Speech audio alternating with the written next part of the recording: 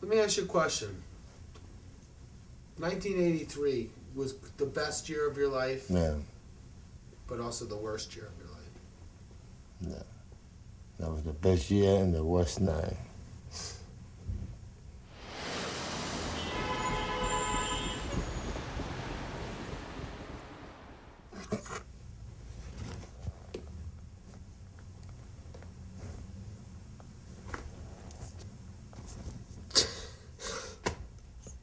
Oh.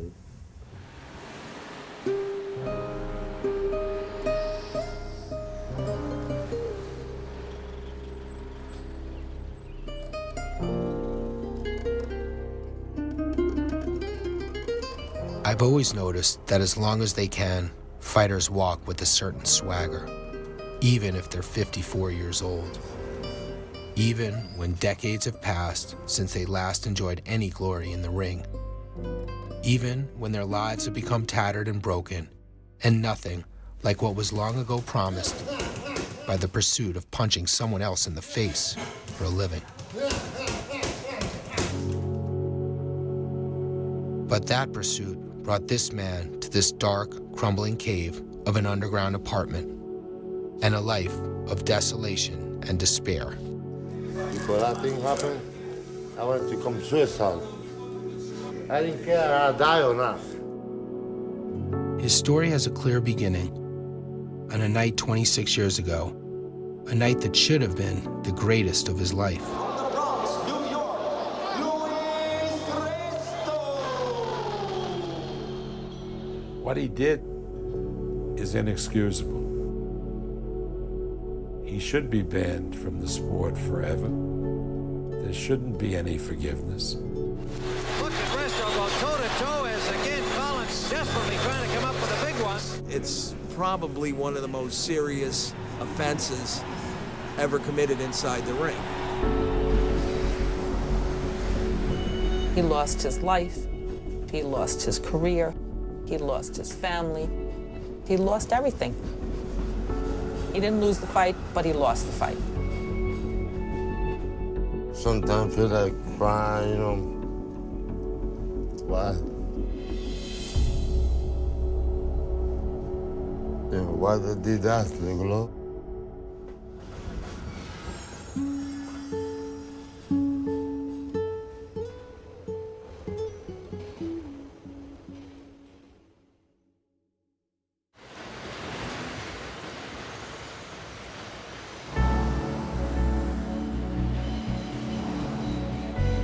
My name is Eric Drath.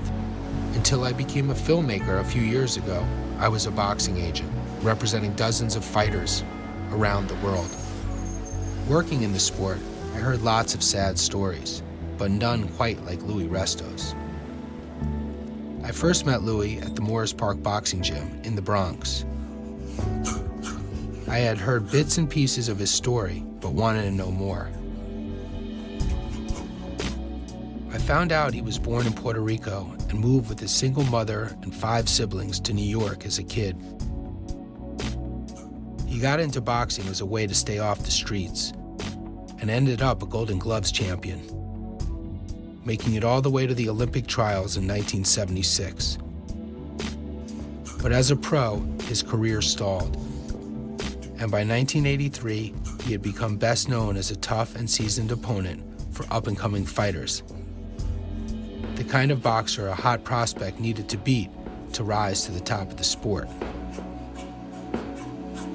Ladies and gentlemen, the next bout of the evening is a 10-round junior middleweight bout.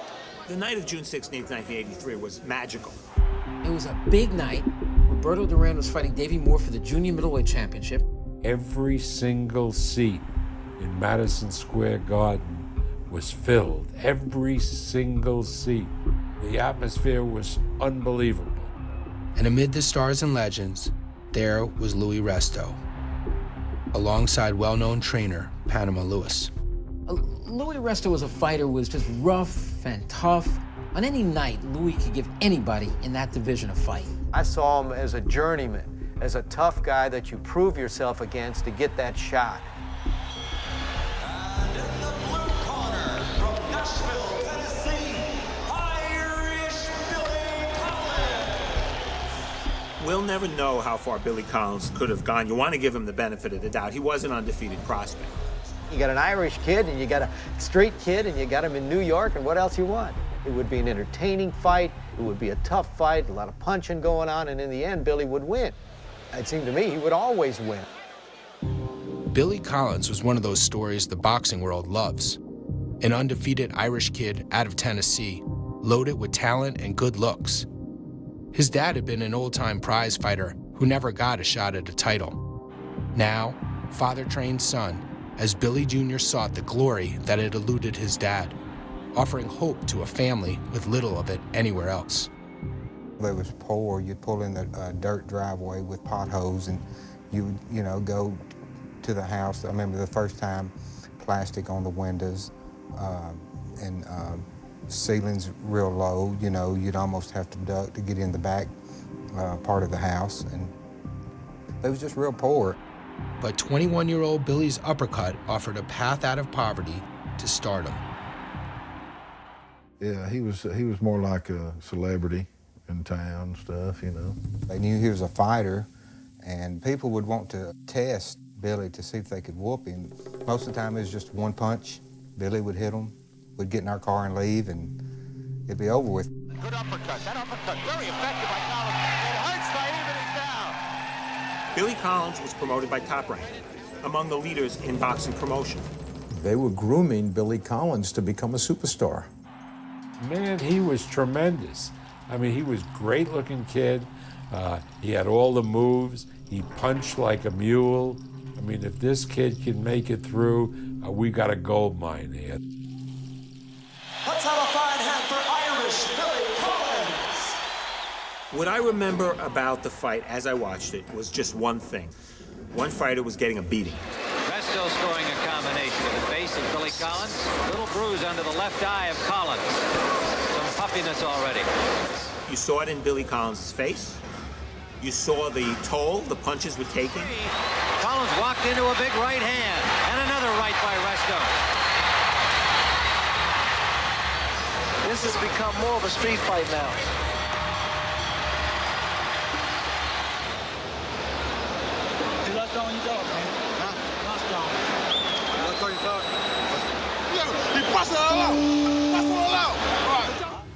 When I watched that fight, I didn't think a crime was happening. And Resto not showing any signs of fatigue. He's still throwing punches a mile a minute. Now that bulge under the left eye of Collins has finally opened up.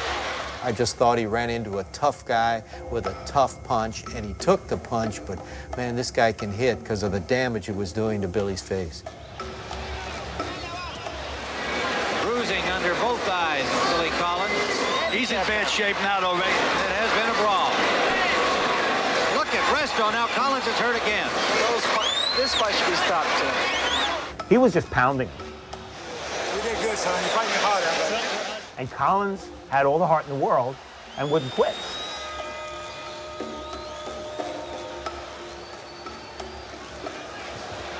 And the final minute of the fight.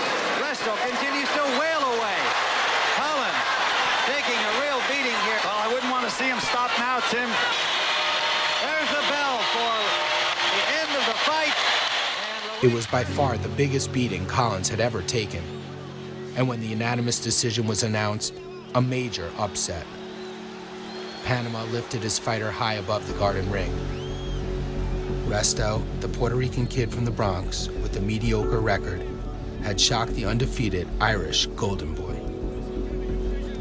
But then, as there always seems to be in boxing, came another part of the story. When Resto crosses the ring and gives Colin the Judas kiss, as he's turning away, you can see Billy Ray's father's hand.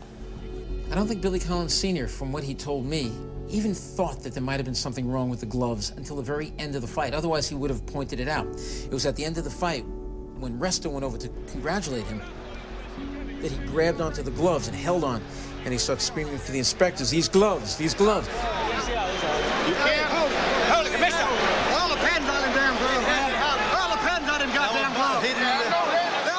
What's fascinating is to look at who Luis Resto looks at not looking down surprised at the gloves or wondering what's going on or looking at Collins and saying, "What are you talking about?" but immediately turning to his co-conspirator and waving him over. Panama just jumps in and starts yelling, "Those are the gloves you gave us! Those are the gloves you gave us!" That's the glove they gave us! That's the glove they gave us! That's the glove they gave us! Resto was quickly taken back to the dressing room where his gloves were removed by referee Tony Perez. They didn't want to take them off. They wanted to go out and I says, "No, take them off. Take them off the glove. I want to see those gloves. I got a complaint here. I want to see those gloves." When I saw the gloves and I handed it to it, I knew there was something wrong with the gloves. There's something missing. Absolutely. The decision was unanimous in favor of Luis Resto, but shortly after the fight, Collins' handlers charged that Resto's gloves had been tampered with, that some of the required padding had been secretly and illegally removed, adding extra impact to Resto's punches. The New York State Athletic Commission apparently was suspicious, and they impounded Luis Resto's gloves. I saw 2 pairs of boxing gloves. That two had R on it and 2 had C on it.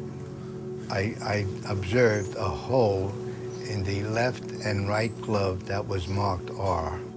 Any layman could tell that the glove was tampered with. It's hard to think of a greater crime in boxing than tampering with a glove. In an already brutal sport, removing padding offers a potentially lethal advantage. 2 weeks after the bout, a hearing was scheduled by the New York State Athletic Commission. Resto, Panama, and cornermen Artie Curley and Pedro Alvarado would all be called to testify. All 4 denied everything. All right, it's June 29th, 1983. I'm with the New York State Athletic Commission. Purposes of this tape to record a hearing, Luis Resto versus Billy Collins controversy. The hearing, it was almost a foregone conclusion. I think it was, in some ways, it was more for the process than it was for the discovery of a truth. Punishment from the New York State Athletic Commission was swift. Luis Resto was suspended indefinitely, and trainer Panama Lewis has been suspended for life. I think it's the severest action we've taken in the 5 years that I've been at the commission, but I don't think it unwarranted. 18 days after what had briefly appeared to be his greatest victory, Luis Resto's boxing career was over. But the consequences of that night in the ring, for Luis and so many others, were just beginning. Really, I don't know who did that thing to the glove. If I wouldn't know, I don't fight. When 24 years after that night in the Garden, Luis Resto was still saying he didn't know who had tampered with his gloves, I believed him. But going back, it was hard to find anything or anyone else to rely upon to find out what had happened. It could have been Artie Curley, another one of his cornermen. It could have been another cornerman, Pedro Alvarado.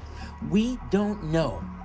But being that Panama Lewis was the head of the camp that night, he was the chief second. He knows who did it.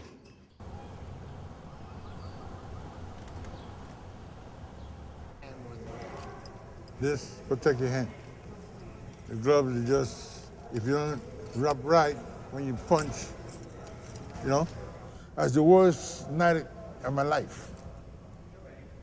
Once the hand goes, career done.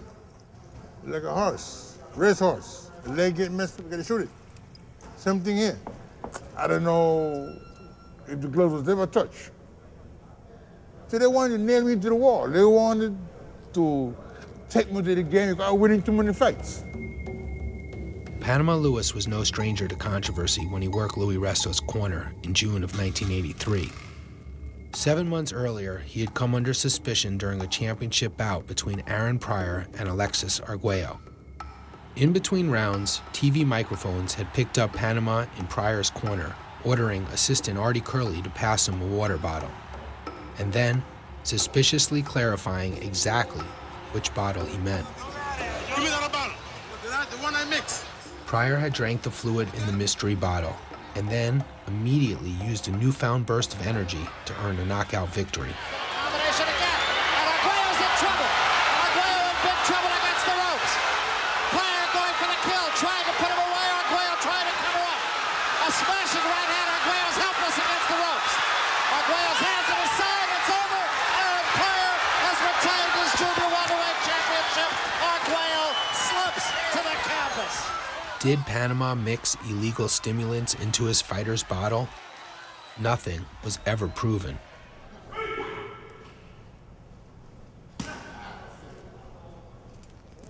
Because I was the chief trainer, and because of my background and giving the back of like when I mix and all that, they have me as a bad guy in boxing. It's the only thing I know to do, train fighters. And they took it away from me.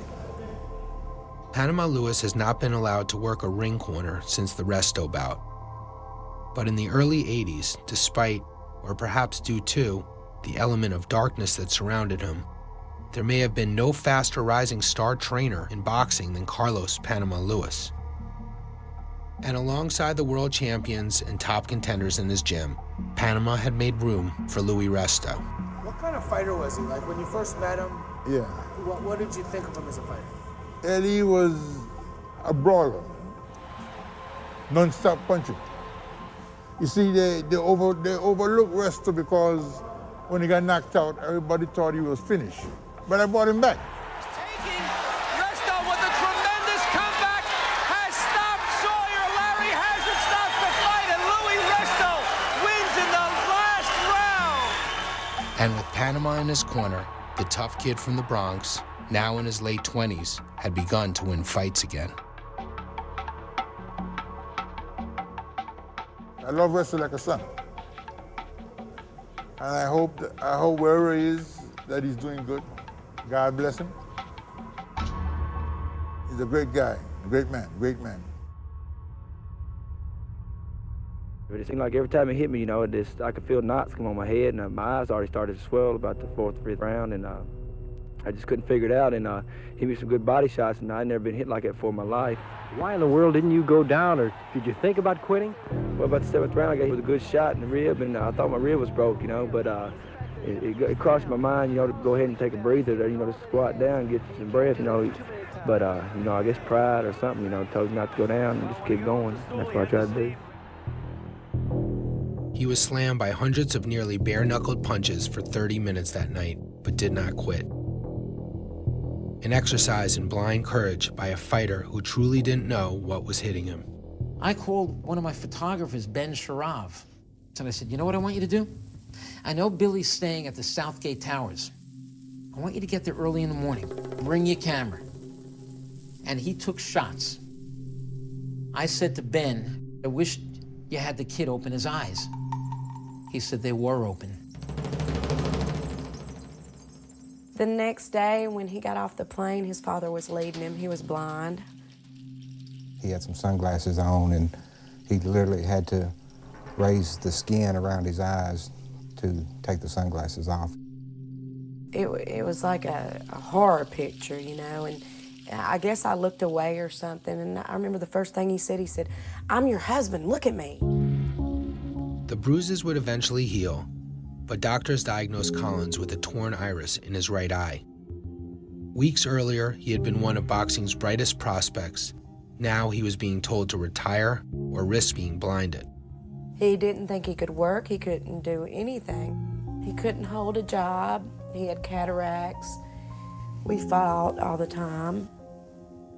I did see him one night, hit her, and it was a uppercut that shouldn't have happened, that's for sure. And I ended up moving in with my parents because I was afraid he was going to kill me. And I still loved him. For the longest, he would just sit in the apartment and smoke and drink and trash the apartment by himself. He wasn't Billy anymore. Nearly 9 months after the fight, in the early morning hours of March 7th, 1984, estranged from his wife and infant daughter, Billy Collins Jr.'s downward spiral came to a tragic end. He was depressed of hearing that he would never fight again. Billy and the guy from next door, a guy named Johnny Duke, come in. And I could tell, Billy was a little drunk. There was a place, a bar, not far from the house where you could shoot pool, and he wanted us to go. We chose not to go, and he left mad. After they left, of course, Billy beat the crap out of Johnny and got the keys from him. And he told me that Billy looked at him and said that I'm just going to kill you, or I'm just going to kill us, or something. Collins drove off a road less than a mile from his house, landing in a dried-out creek below. In the passenger seat, Johnny Duke survived the crash. Billy died on impact. It's like everything was taken that night in the ring.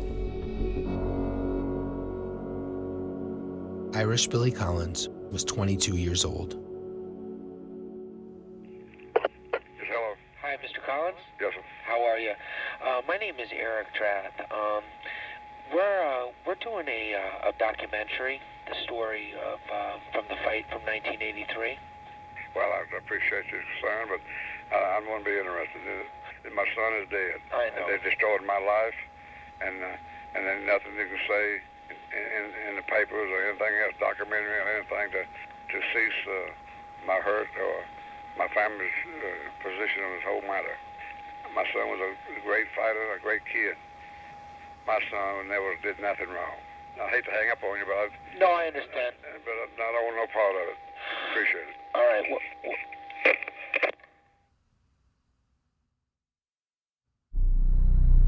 In 1986, 2 years after Billy Collins' death, Luis Resto was still proclaiming his innocence.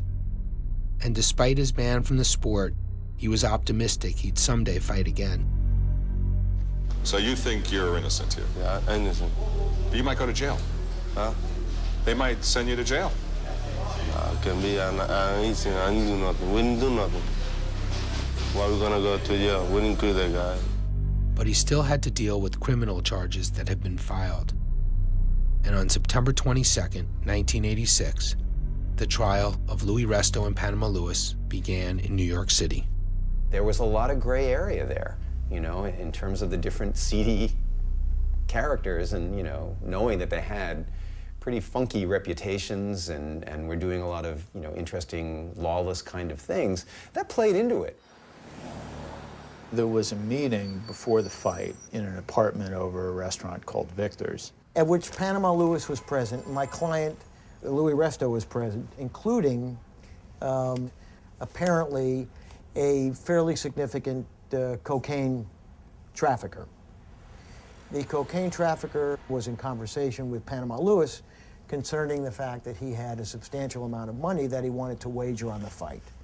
But wagering it on Luis Resto, a guy with 7 losses in 29 career bouts, to beat an undefeated prospect like Collins, was not a bet to make with much confidence. Then Panama says, don't worry, I'll fix that. I'll take care of the gloves. The decision was made that this fight was going to be tipped to go Luis Resto's way, and a lot of money was going to be made. The bet was hearsay, somewhat circumstantial, and made sense there might have been something going on. There was some kind of gain that was going to happen for wanting to inflict a crime like this. But it was less of an issue in terms of the ultimate things we considered. Those things included details of exactly what had happened that night in the locker room. The prosecution maintained the gloves had been taken to the bathroom where the padding was removed. And a witness called to the stand, a veteran trainer named Lee Black, claimed he knew who took the gloves into the bathroom. Lee Black confirmed that he went in the bathroom, that he said to Panama Luis, you're going to get somebody killed. But Black went back and forth on his story. Then, after it was revealed in court that death threats were influencing his wavering, he ultimately stood by his initial claims. He was compelling. He had something to say. Lee had something he wanted to say, but he also had something he was afraid to say. And that came through in terms of him wanting to coming forward, not coming forward, coming forward. That sort of added to his credibility. And all throughout the 16-day trial, another, different sort of witness sat on the evidence table. The evidence was very important, and having the gloves sitting there as sort of a 13th juror was incredibly powerful for all of us. The estimate was that they had removed, that the 1 ounce of padding that was gone was about 50% of the padding. These are the gloves that Collins was wearing that night, and the partially unstuffed glove that Resto was wearing.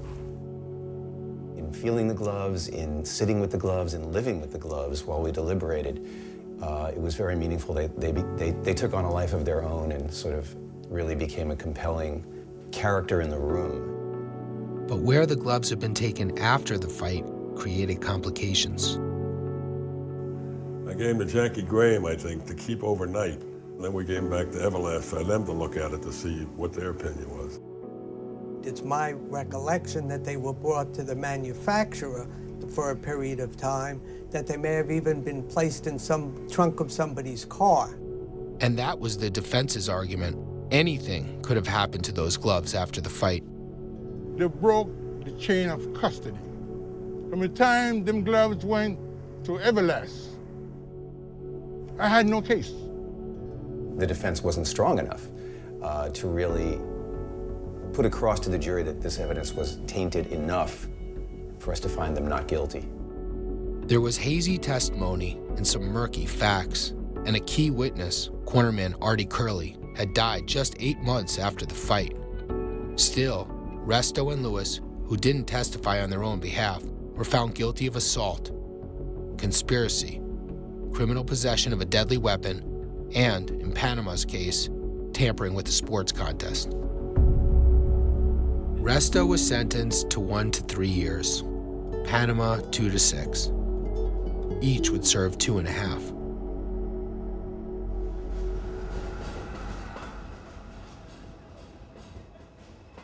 In 1988, Luis Resto was released from jail and he returned to the Bronx. Banned from boxing, everything he knew was gone.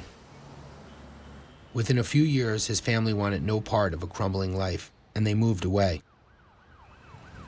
Luis soon had nowhere to live himself. And by 1994, he had ended up here in the stank, decrepit, windowless basement of the Morris Park Boxing Gym in the Bronx. Right there, that's Luis Resto, and this is our group from our gym.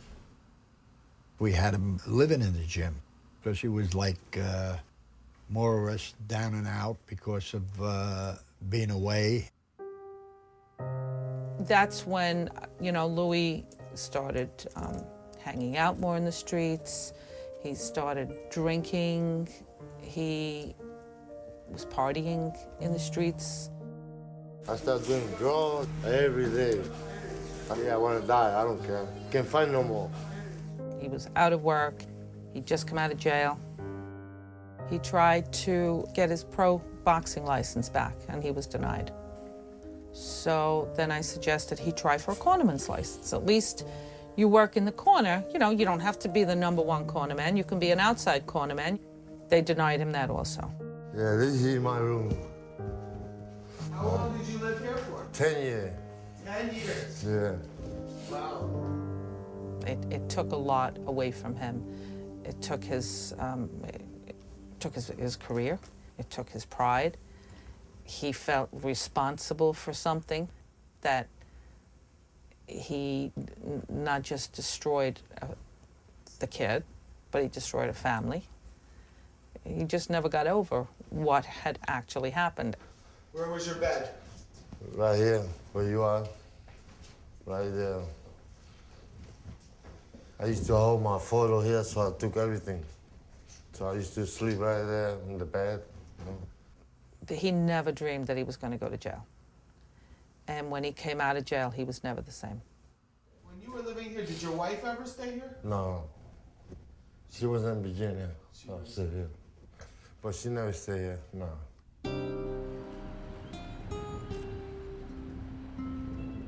After 10 years in the basement, Resto straightened out enough to move out of the gym and in with his sister Marta and her 3 children in their 1-bedroom apartment in the Bronx. Because seeing his eye, inside, you see he's not the same. He's so different, he's not the same For me, he's not the same. He's so lonely.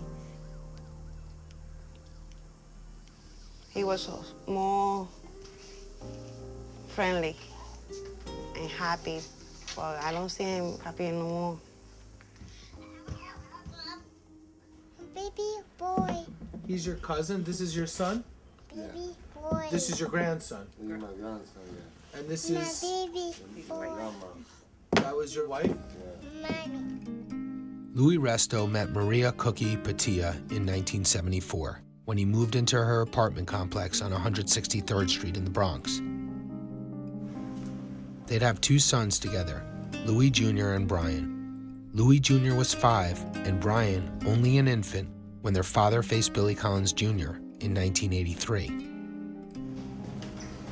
The fight changed everything for the family, and eventually, in 1994, Cookie took the 2 boys and left Louis in New York for a fresh life without him in Virginia. Around the same time, he began his 10-year stint in the basement of the Morris Park boxing gym. In the years since Cookie and the boys moved south, Louis has rarely seen his family. It's a 7-hour bus ride to Virginia. 7 more hours haunted by that night 25 years earlier. You know, I think about that fight almost every day. When I work in the gym, I work with the other guy.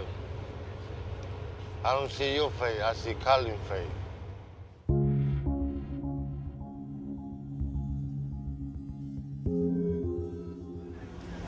So how do you feel? You feel excited about seeing the family? Yeah, for the second time. For the second time, I see my 2 grandsons. This is the second time you've ever seen your grandsons? Yeah. How does it make you feel to see them? Feel good. I feel good, I'm a grandpa, you know.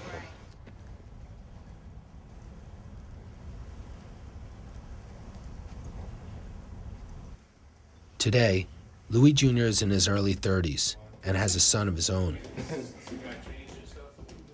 Brian is in his late 20s and married with 2 sons.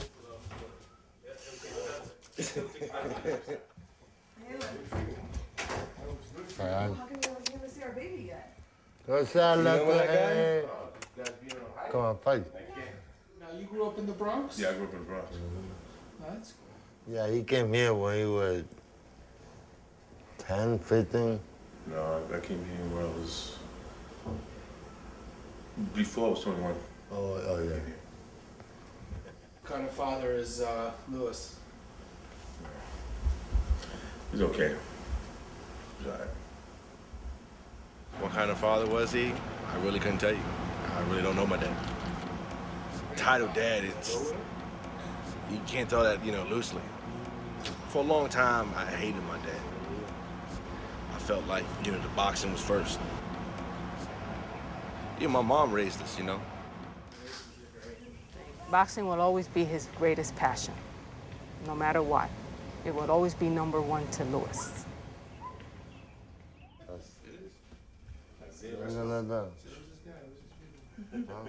Would you say that he was a good father? In reality, he didn't have a real father figure, so he did the best that he could. It was clear to me Louis and his sons didn't have much of a relationship. But Louis Jr. and Brian stood firmly by their dad when the topic of the Collins fight came up. I think it was kind of bullshit, because what they did, he got screwed because of that shit. If he knew the gloves ain't had no cushion, he would stop and tell the ref, yo, something's wrong with my gloves. I'm not gonna go on. My father wouldn't think about taking padding out of a glove. I've seen this man jog 10 miles a day, shadow box in the dead heat with a sauna suit on. Yeah, you wanna go down, you too? Huh? If my dad didn't do it and he knows Panama did it, he should come out and say it. He should come out and say it because it's his last name, it's his legacy, it's his life, He's, what is he, 50, 60 years old? I don't even know how old my father is, I mean, it's his dream, and he lost it. There you go, say cheese. We have an opportunity that we could bring you down to Florida to talk to Panama. Would you do it? Hell He gotta tell me who did that. I don't want to live with this shit the rest of my life in my mind.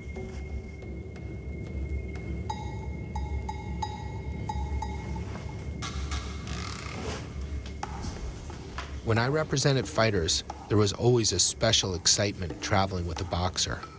Tense anticipation of the battle to come. Nervous energy emanating from the man who makes his living heading into sanctioned combat. In the airport with Luis Resto, these same feelings returned.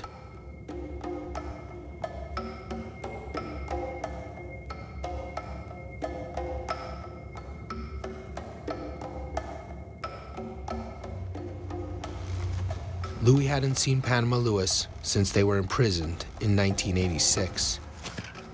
Now, so many years later, Luis appeared ready to confront the trainer who had rescued his career, and then perhaps ruined it. Hey, campeón! Venga pa' acá. Resto, that's the guy that's in the gym. Yeah. What's up, man? Oh, you lift your head up, man. You walk with your head down. All right. Sue. Oh, shit. What's up, man? Talk to me, man. You look good. You look good. I'm trying to make up. My son. You all right? Yeah, man. Oh, the children? Huh? Oh, the children? No, okay. I got 2, 3 guns. All right. I can make you all the pads for this guy for me. You remember the old pads? Yeah. And if you do good, I supposed to get a world champion to train. I can't call on them now. Yeah. But once I get the job, then I'll bring it on to hold the pads. All right? Yeah. But I want to ask you something, but I want to know who designed the glove. Well, I want to know that too. You understand? That I want to know too. You follow me? Yeah. Okay, see me here? I ain't making what I'm supposed to make. You follow me? Yeah, I know. And if I was to get my license back, you understand? Yeah. Things is going to be different. You understand? I do things for your children that you can do for your children. You understand? I feel it too, boss, man. I've been doing that shit for 24 years. Me too, boss. Trust me. You're going to be all right. You understand? You're going to be all right. Because there's a God above. Yeah. I promise you. I do good, you be in. You hear me? Yeah, I know. Yeah, I hear you. You know I love you from my heart, boss, man. Stay strong. Try it, buddy. Huh? Stay strong, Resto. Stay strong. You're going to be all right. You're going to be all right. I'm hurting inside, too. You understand? Every day, this thing is on my mind, but there's nothing I can do. I know. Everybody's talking shit, you know. It's in the hands of God. Yeah. You understand? God looks over everybody. You understand? Yeah, I know. But I love you, and I promise you, I do good, I'm going to help you. You understand? Yeah. You've been there for me, I've been there for you. All right? Yeah, okay. Okay, boss man. Love you. Yeah, I love you.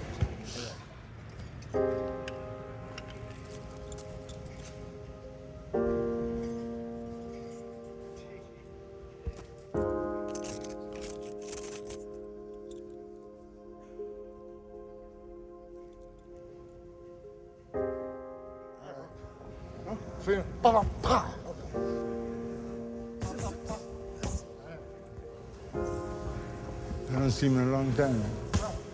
I get emotional when I see him cry, you understand? Because I cry on the inside. But I know what he's been through. Okay, you don't put a person in prison and take away their livelihood too. That's a double whammy. You know what I'm saying? People do things in the street, they do their time, they come out, and they go back to what they was doing before. So why do this to us? You understand? And they still don't know what went down with the glove. I want to know. He want to know. What I want to talk about is How are we going to find out the truth? Only God knows. Do you think that only God knows? Nobody else knows? Until this day, nobody knows what took place to them gloves. Until this day.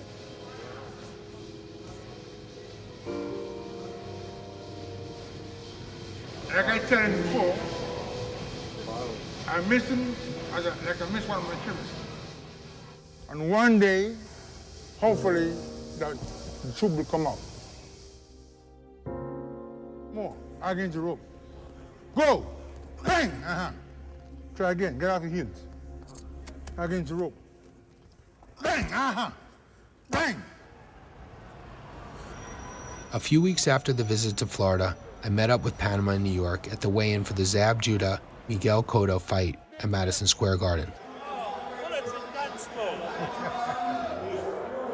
At the weigh-in, Panama still enjoyed minor celebrity. He had been training Judah for the title bout, his lifetime ban from the sport only preventing him from working corners during a fight. The amount of fighters I will have, good fighters, they don't come to me because I can't work the corner. Not a matter of a license, is that I can't work the corner. I told Shannon he should have hired you when those rats ran out on him. Yeah. I get more calls now than a man that have a license. Are you going to be in the dressing room tomorrow? No. I don't go where I don't belong. You know what I mean? Yes, sir. What's up, my brother? This the Rand main man here. This is the Yeah? teacher right here from Okay, one love. Seattle. One I love. wanted to meet you. Okay, pleased to meet you. It's an honor and a pleasure. Yeah, man, so dressing room I never go.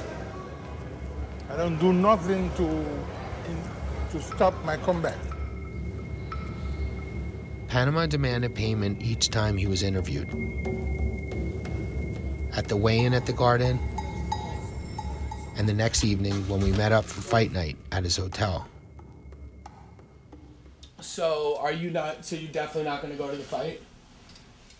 No, because I could watch it better by Mario. You know what I mean? Yeah. You ready to roll? You want to go? Yeah, let's roll.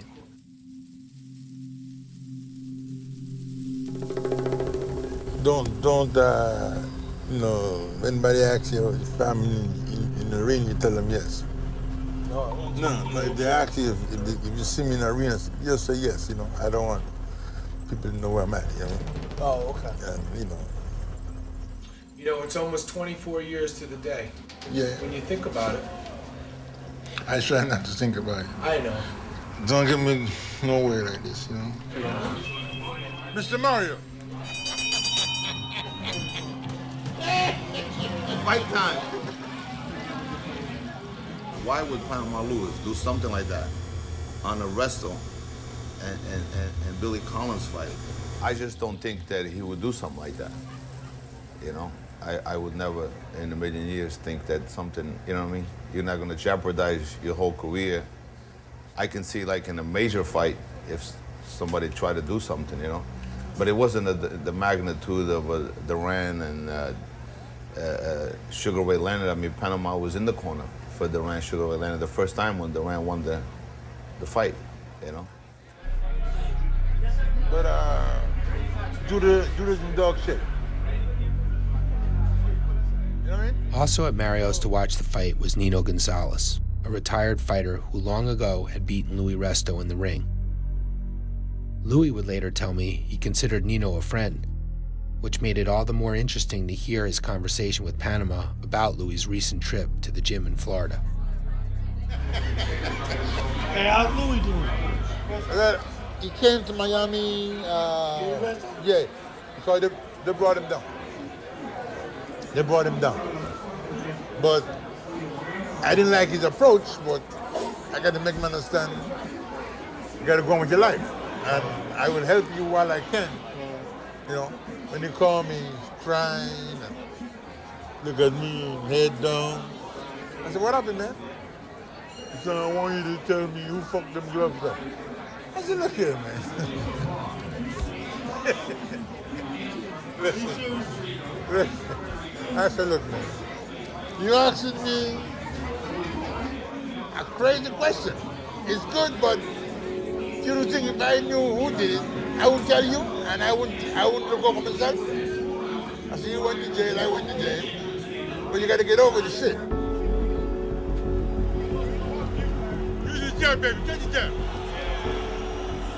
That's it, long distance. Yeah, long distance, baby. There you go, long distance. 1, 2. You need to be there for that.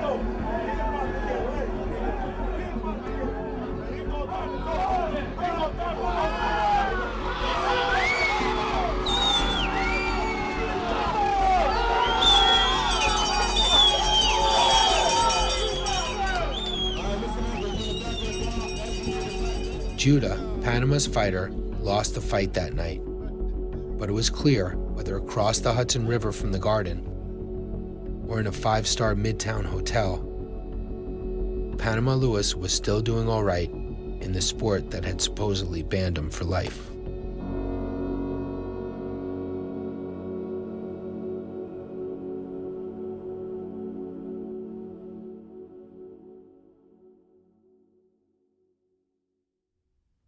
On this St. Patrick's Day, the story of Irish Billy Collins, the case of the tampered boxing gloves. It's a true story involving indictments, district attorneys, defense lawyers, and death. In 1985, New York sports reporter Len Berman interviewed Louis about an alleged conversation he had had with undercover police investigating the incident in the ring 2 years earlier. The district attorney says that you told them that Panama Lewis and some guys took the gloves into the bathroom before they put them on you. The what? They say that you told them that they took your gloves and they went to the bathroom. No, they said that. I didn't say nothing. They said you said it. They said that I said. You didn't say that? I didn't say nothing. But the conversation had taken place, and over 2 decades later, I found one of the police detectives who had worked on the case and spoken to Resto, now living in Miami. Me and other detectives and the district attorney, we came up with a scenario where I would, since at that time I was into running, and I would put on my running clothes in a wire, an agra, a concealed device, and I would go to the Bronx knowing that he trained in a certain area. And we would, the plan at the time I think was that I would run with him and you know, as a fan, and get him involved in a conversation where he would discuss it, and we could find out who, in fact, removed the wadding from inside the glove. He admitted to me, yes, it happened, but it wasn't him. The detective was telling me that Louis knew that night the gloves had been tampered with. But the tapes of his confession had been declared inadmissible in the 1986 trial. No one had ever heard them. After months of digging through files, I found the transcripts of the conversation that day. Louis had been lying to me. I confronted him outside of his sister's apartment. We have the transcripts here from you talking. Yeah. We have the tape recorders from the DA's office. It talks about exactly what happened, the truth. Yeah. Now, I know that it's been difficult, Louis. You've got nothing to lose, and only to win. People will support you.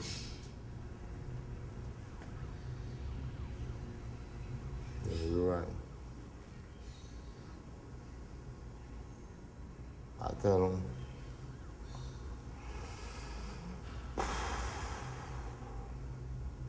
You said Panama Lewis took the gloves into the room, the bathroom.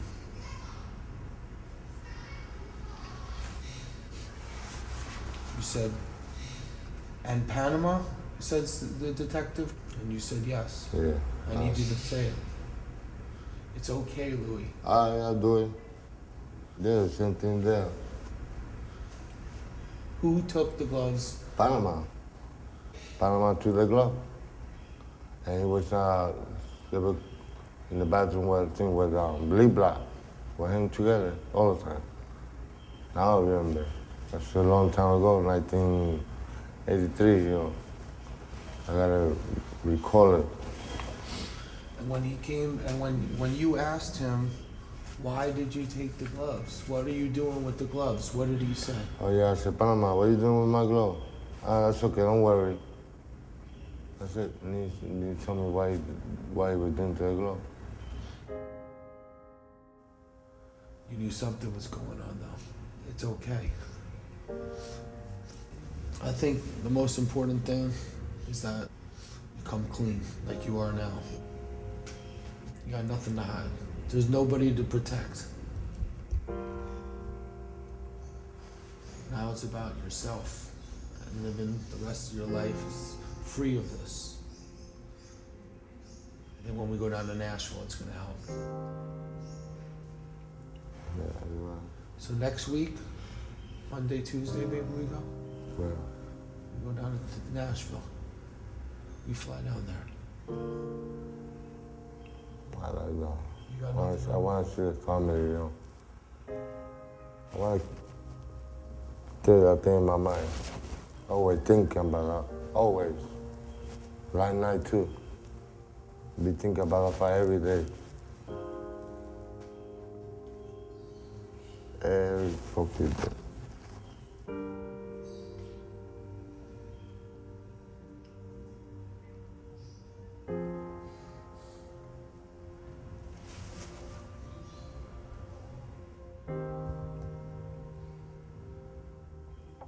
That the movie said.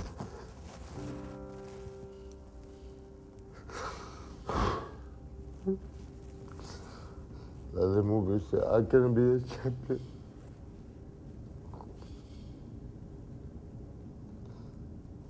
It'd be a world champion.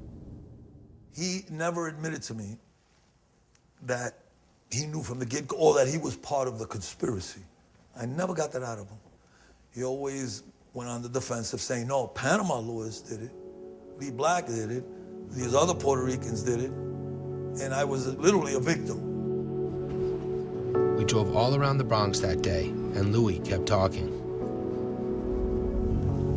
That's when I figured out something wrong with the glove inside. When they told me, just keep punching. Is this when you're in the corner? Yeah. They keep punching. That's when I started hitting the face. I forgot about the body. At this point, this is the question that I asked him, why didn't you stop? Why didn't you say, look, there's a problem with the gloves? He says, we don't do that. Boxers don't do that. You listen to your manager, your trainer. That's the people that you listen to. Here I have a shot at a title. I'm not gonna jeopardize that by opening my mouth and saying that something is wrong with the gloves. I'm gonna go along with the program. He went on to tell me about the pills Panama mixed in his fighters' water bottles, shedding new light on the long-disputed 1982 Aaron Pryor bout, as well as his own illegal activity in the Collins fight. I drink that. You drank the water? In the Billy fight. In the Billy Gunn fight. Oh, really? When you tired, you make. When you tired, drink that. Your lung open. I said, oh shit, I feel good. What is it? You know, people when they got asthma, yeah, you got a pill, put them in the water. Louis seemed relieved that the truth had finally been forced out of him. For more than 20 years, he had been denying everything. Maybe because he held out hope of getting his license someday. Maybe because he was afraid. Maybe because he just got used to lying. Now, though, the truth was out, and he was headed to Tennessee to tell his story and seek forgiveness. Hi, Mr. Collins. This is Eric Drath. Just wanted to let you know that, as I had mentioned on the phone a couple days ago, we're in Nashville and we're planning on stopping by. I look forward to seeing you very soon. What did you want to get out of this? Well, I want to tell them I'm sorry about what happened. Sorry that I didn't start the fight. I'm sorry that I wear the glove. And I didn't know that was going to happen like that. Well, I'm sorry, you know. That's how I feel.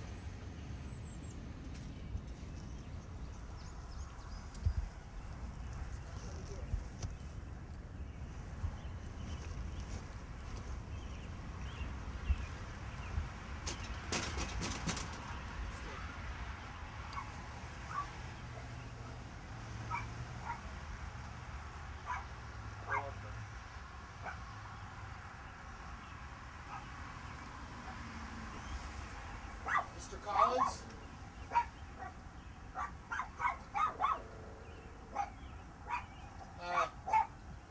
We wanted to see, is Mr. Collins here? We'd like to talk to him. Of all the people impacted by the fight, the Collins family was hurt the most. And their losses didn't stop when Billy Jr. died in 1984. Billy Collins Sr. wanted to sue everybody in existence. He wanted to sue the promoter Top Rank. He wanted to sue Madison Square Garden. He wanted to sue the cornermen, Panama, Pedro. He wanted to sue Louis, Artie Curley. He just wanted to sue. He wanted to sue the New York State Athletic Commission. That was his final, I believe that was his final lawsuit. The person that was as guilty as anybody was the commission inspector in the room. Inspectors should be in the dressing room, checking the taping and the gloving of all fighters. As far as I learned, and with my vision to the dressing rooms and this, they go in the dressing room and they were doing nothing. Absolutely nothing. Our inspector was in the locker room at that time and told them to glove up. They asked him for 15 more minutes, and he went out to see his superior to ask if 15 more minutes would be allowed. When he came back in the room, they had gloved up. Why didn't these inspectors, where were they? One left, then another one came back, then another one left, and no one is there? If Billy Jr.'s uppercut wouldn't get them out of poverty, the Collins family hoped the legal system would. Raising the question, did Billy never fight again because of the risk of blindness, or because of the fortune a lawsuit could deliver? There's no way to tell whether he never fought again because he was aware of his injuries, whether he was afraid of additional injuries, or he was being led down the path with the dreams of a pot of gold at the other end in suing people with deeper pockets. But I'll bet he could have fought again. The father was so inconsolable that he wasn't listening to anything. But we did offer Billy Collins fights. Billy was offered fights, but his father did not want him to fight because he was afraid he would lose the lawsuit. When his dad was on him, the lawsuit. So he just sat back and did as his dad told him to do. I don't know whether that's true or not, that they turned down the fights because they figured they'd make more money in the lawsuit. If that's the case, it's pathetic. Well, we're dealing with mighty powerful people. We just have to wait and see how the justice system in this country really works. But after 10 years of legal wrangling, that system failed the Collinses repeatedly.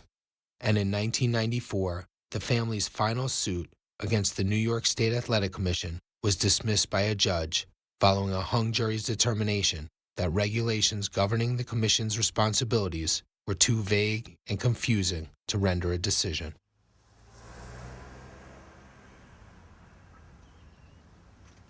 We're calling the police if you don't leave.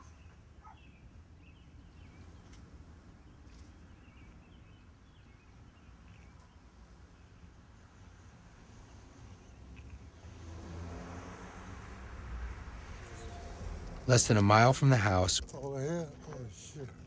we visited where Billy Collins Jr. had died.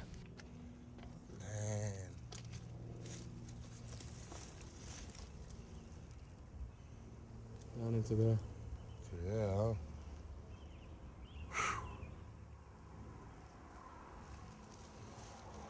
Man.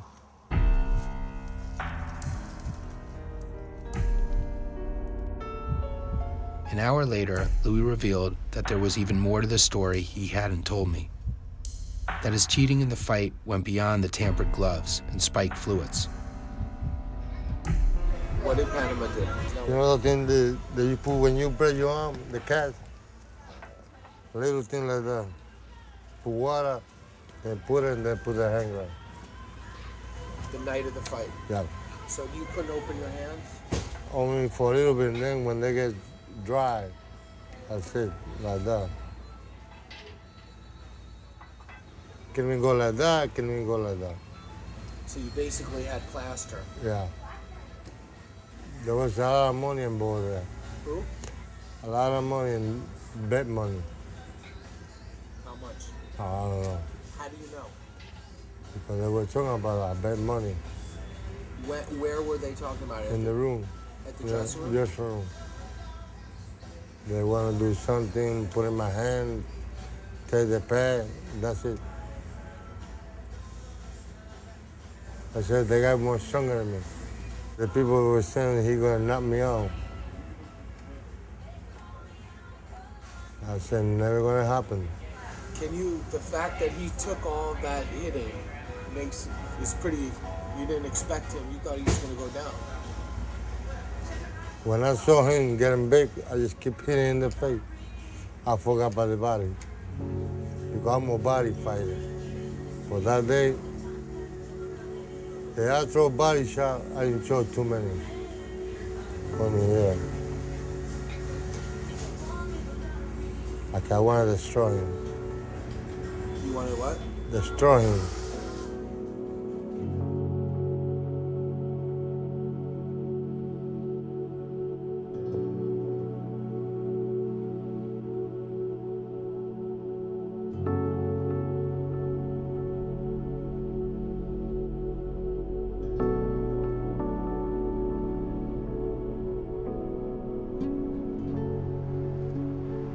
I shouldn't wear a glove, man.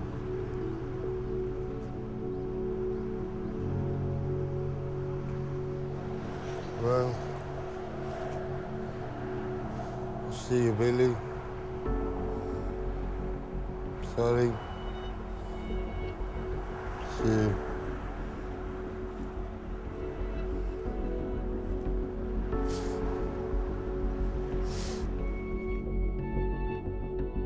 Our next stop was to see Billy Collins' widow.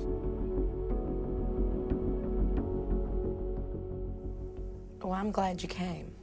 And I know it took a lot for you to come. You go on with your life here. You hold your head up. Hold your head up. You stop carrying everybody else's guilt. Okay, hold your head up. You're a good man. I mean, he did it, and it was wrong, but there's other people who are responsible. There's others that have been convicted, and they're actually the ones I want brought to justice.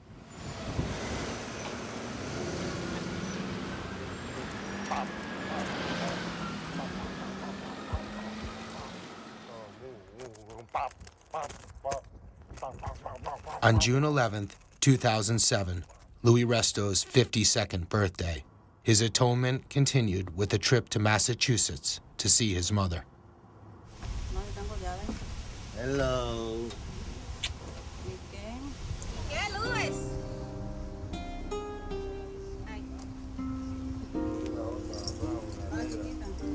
¿Y qué loco?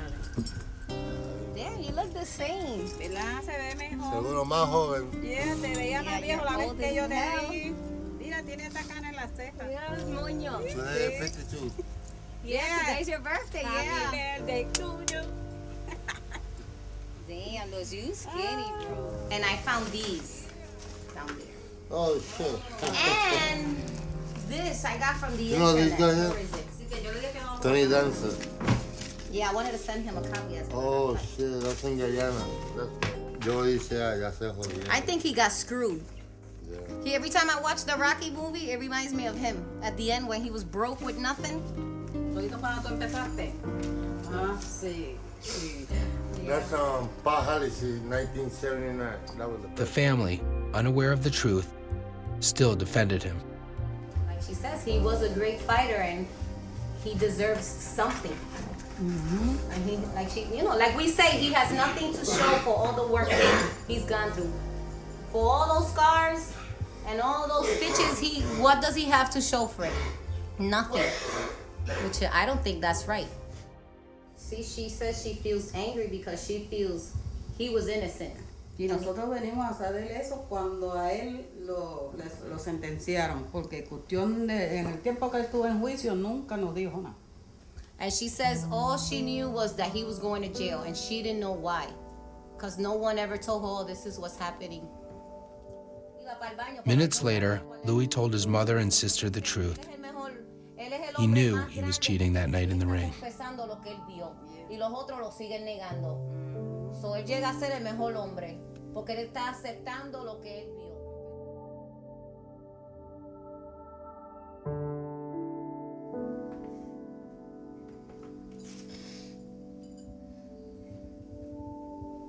I don't think it was fair. I mean, yeah, if he, like I said, if he had blame in it, well, you know, he was sentenced and he did his time. I don't think he should pay for the rest of his life. It's not fair. You know, he amounted to nothing. That's how I see it. He amounted to nothing. And so much sacrifice from a teenager to now, and that's all he thinks about. And that's all he, you know, that's his life. And it was taken away from him, and I don't think that's right. He did his time, and that should have been enough. And if he had part in it, he paid the price. And he shouldn't keep paying for the rest of his life. It's not fair. There's no justice in that. That's not justice. Louis' next stop was a return to Virginia to see Cookie and his sons.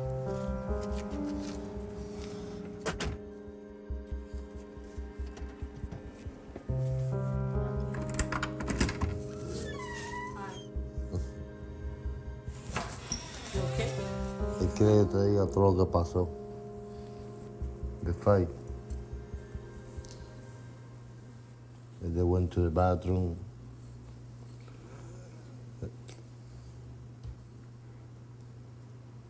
Okay.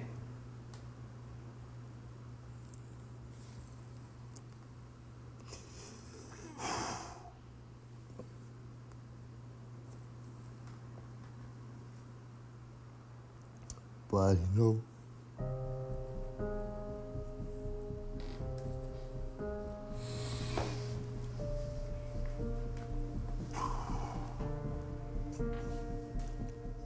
What do you think you should do about telling your sons? Just come out and say it like you told me.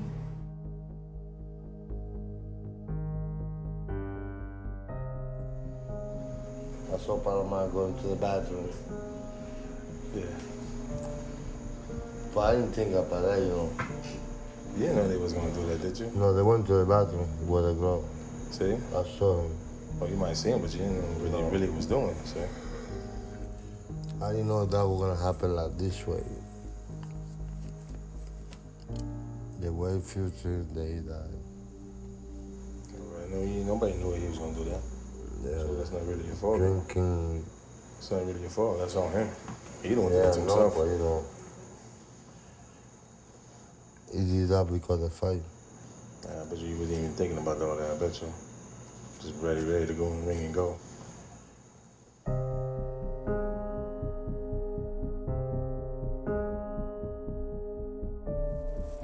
Está loco. His last stop that day was to visit Brian, working in town on the construction of a restaurant he hoped to open soon. 14 42-inch plasmas going up. All across the wall, all the way front bar. Oh, you sent that? Yeah, he's 1,000. Oh, good. Go to the house, come back.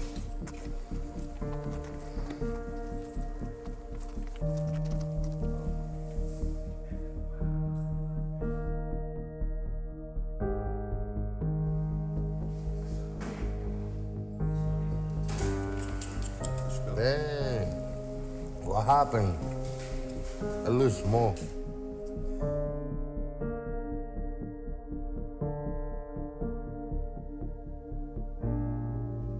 Ay, quiere que yo diga lo que pasó. ¿Qué pasó con qué? By my last fight, I knew what was going to happen in that fight. I saw people going to the bathroom, Panama. But I didn't know. I said, I didn't know that was going to happen like that. And then I said, I seen wear the glove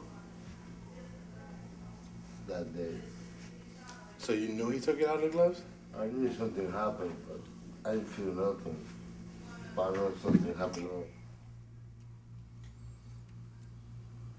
I guess I kind of felt, he felt sorry and he had all this guilt build up and I had all this anger build up and guilt. It's kind of like, I don't know. I kind of feel free myself. I kind of feel like, well, I'm not cursed. It was just he messed up. I hope you can let that fight go, man, and just move on. That's what I care about, you know.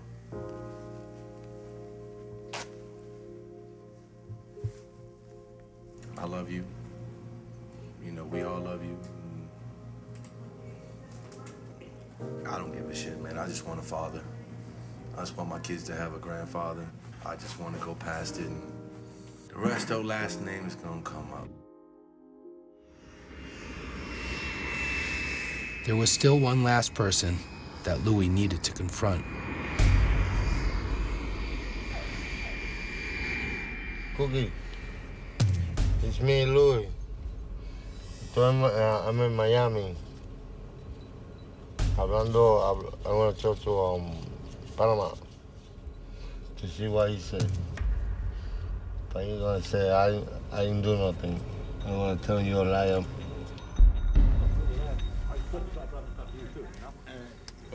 How you doing? Everything good? Good, good. Can we put a mic on you? Yeah, what what's going on? Well, we wanted to, you know, continue our dialogue. We're still shooting the movie and figured we'd talk to you again. The first time when I came here, like the cat ate my tongue. I don't hear shit. But I don't feel that way. I don't feel the same now. One of the other things, though, that I gotta tell you is that Resto has actually told us some information that I wanted to confirm with you.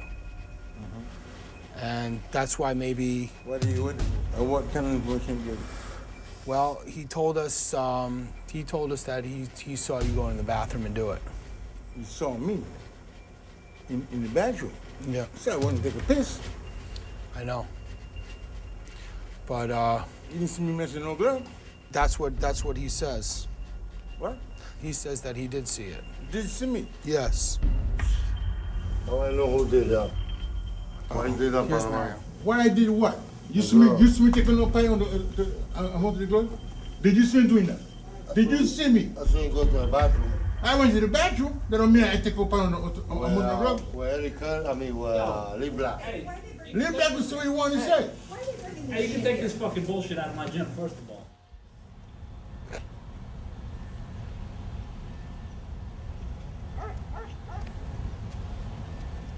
Tell us what you said. Yeah, he went to the bathroom. And what about when he put on the glove?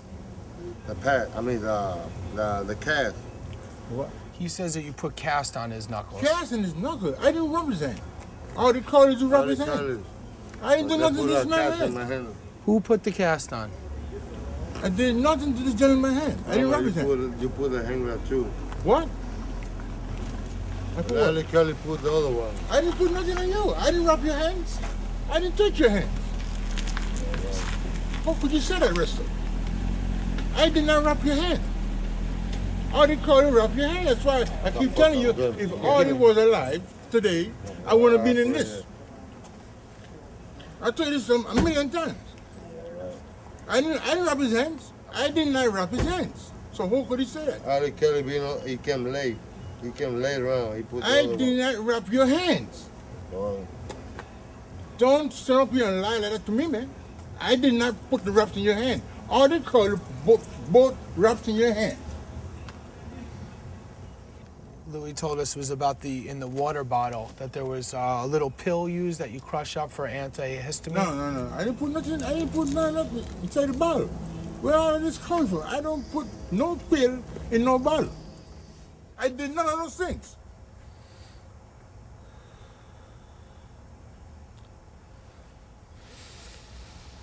Hey, Resto, look at me, man. Please, look at me. Look at my face to face. Take the glass. All right. You think I didn't, you think, right? Look at me, Resto, look at me. Take the glass out. I look in Danny's eyes. In the same way, look at me. How could you say I wrap your hands? I put tape in your hand. I didn't even put on your gloves. So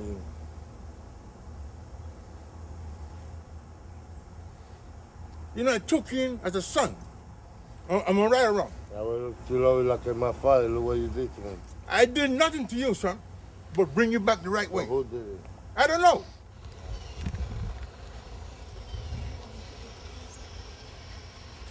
This is the honest truth I'm telling you. Yeah. Blew my career. Blew your career? Yeah. And what about my career? I was the fighter. You don't need a training. Yeah, I was one of the best out there. I know. Okay then. You want the best training. All right then. Can't say nothing against that. I got my record to prove that.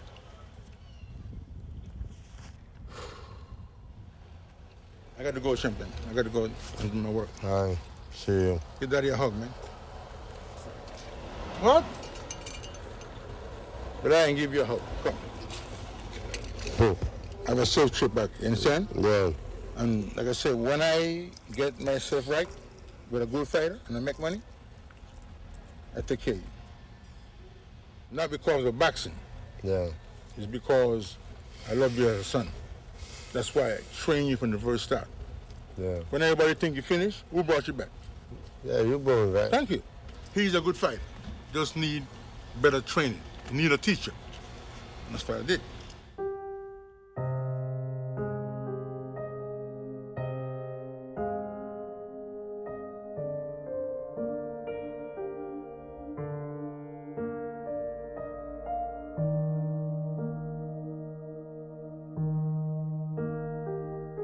I still think about that every time.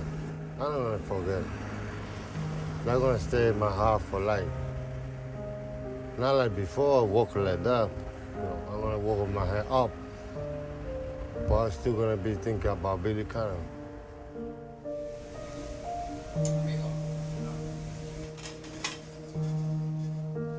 In 2008, Brian Resto's restaurant opened in Virginia. The grand opening was capped by a surprise visitor. Oh, what are you doing here? What's up, man? It's open. See that? Oh, I didn't know you was here. That's pretty good. You're gonna move down here, and you're gonna get old, and you're gonna watch Brian, Isaiah, and Dominic get older, and you're gonna train them, and things are gonna be different.